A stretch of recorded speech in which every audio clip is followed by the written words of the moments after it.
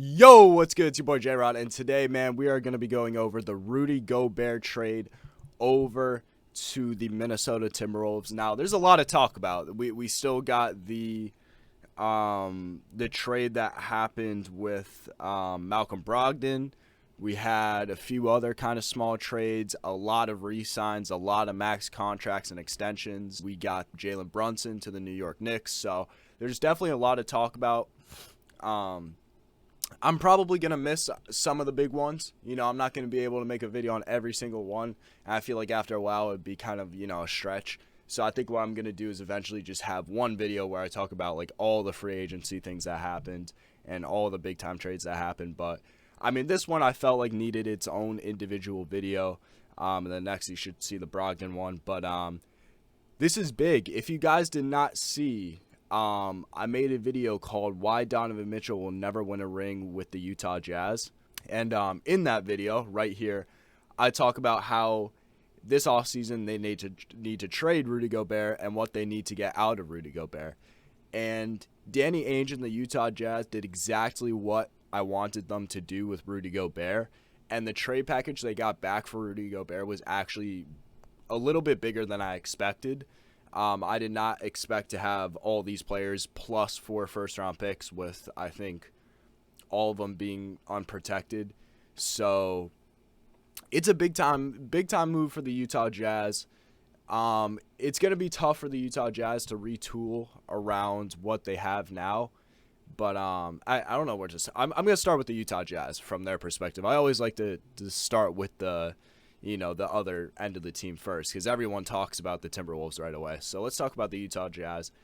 So first, let's go over the trade. I'm all over the place. So the Utah Jazz are trading Rudy Gobert to the Minnesota Timberwolves in a 6-player deal. Minnesota is sending Utah Malik Beasley, Pat Bev, Walker Kessler, Balmero, Vanderbilt, and 4 first-round picks. And they are all unprotected, and 2026 is a pick swap and a top 5 protected pick in 2029. For the Utah Jazz, I mean, you got a lot of picks. I do believe that some could offer some value, like the 2027 and even 2029. I feel like you could definitely sneak yourself into the lottery.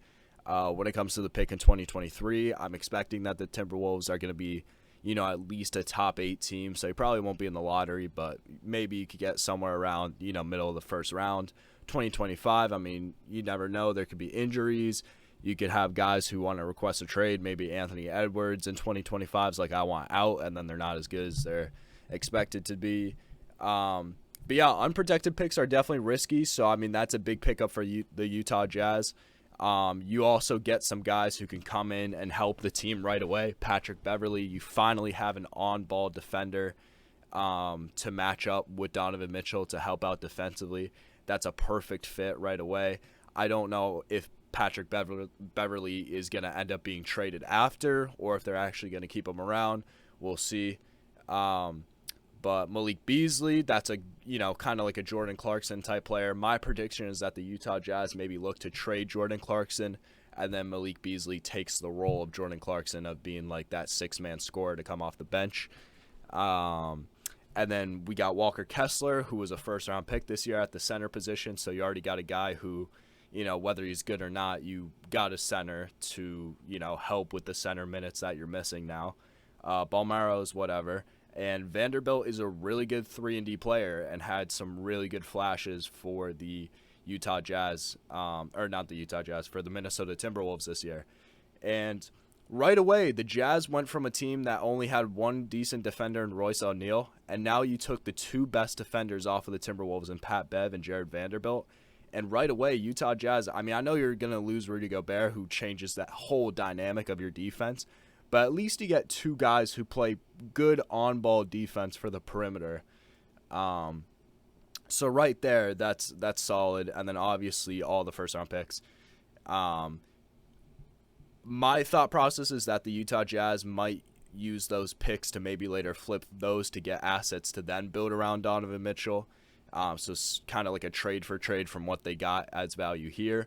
Or maybe they keep them and, hope they get some value for the future. But they are trying to retool, at least at this moment. and not go with a full-on rebuild. Now let's talk about the Minnesota Timberwolves, man. So right away, I mean, I saw a lot of people who love this trade. I saw a lot of people who don't like it, and you could tell, you know, there's a lot of casuals who right away just say off the bat, like, well, I'm not actually, I'm calling myself a casual because I kind of said this for the first, like, couple minutes. It's like, well, they have Cat, you know, and they're like, oh, you already have your center, you have Cat, and then people are like, oh, well, where's Cat going now? What's happening with this? And I was thinking back, and I was like, you know what? When I watched the Timberwolves, even though Cat played the 5, he was playing a lot of the 4. You know, there would be times where Jaden McDaniels, Jared Vanderbilt were sort of playing like that center role. Like a lot of the times they would actually guard the center on defense, and Cat would be guarding whoever was at the 4. Now, if they were going against Joel Embiid or Jokic or whoever, then they would be like, okay, Cat, you get that assignment because he's just a lot bigger than Vanderbilt and Jaden McDaniels. But, you know, even on offense, you know, a lot of the time the players that were in the paint, it was actually guys like Vanderbilt and Jaden McDaniels. So I think Cat being at the 4 isn't really that big of a loss, especially when you have such a good paint protector in Rudy Gobert, who completely helps out with Cat's main weakness, which is his interior defense. I also think we saw a lot of dude, every time I hit the desk, this camera just freaks out. We also saw in the play-in tournament and the playoffs that we saw Cat get into a lot of foul trouble. You know, he'd have really good games, and then it was clear that the games that he didn't do good in was because he would get three or four fouls in the first half, and they'd have to sit him out. Now this takes the pressure off of, you know, Cat having to defend the paint and have those fouls being drawn because you got Rudy Gobert in the paint. Cat doesn't really have to worry about, you know, always trying to stop players from getting to the paint because you got Rudy Gobert right there. So right away, I think defensively, it's just a huge upgrade for the Timberwolves, even though you lose Vanderbilt and Pat Bev. And offensively, I think it's going to be interesting. I mean, Cat can space the court, so it's not like spacing is going to be too big of a problem. And we saw how good a double center lineup could be. I mean, look how good the Cleveland Cavaliers were this year with Jared Allen and Evan Mobley. So if they were very successful with it, maybe the Timberwolves are thinking, hey, not only do we have a double center lineup that's better than the Jared Allen and Evan Mobley one, which I'm predicting because they're both individually better players at this point in their careers, and we have Edwards and D'Lo.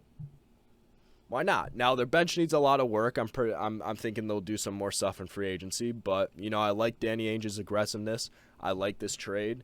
I'm a little bit worried though if it doesn't work out in the next couple years that they put themselves in a bad position because Rudy Gobert is on one ugly ass contract and he is locked in there for the next 4 or 5 years. But I like the push. I like the aggressiveness.